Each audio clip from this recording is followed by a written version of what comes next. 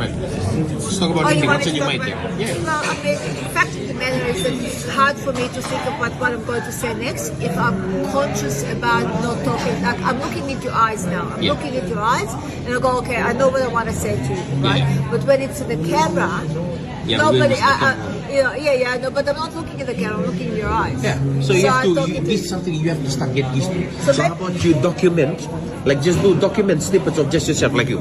Hey, I was going. I'm skills. I'm sitting down here next to Ross. That's what people want to see.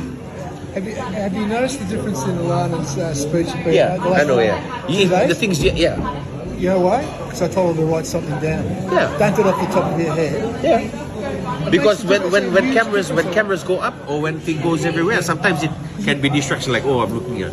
But even if I post our conversation online, like right now, that's what people want to see, and you'll see the traction will become more than you already having prepared something.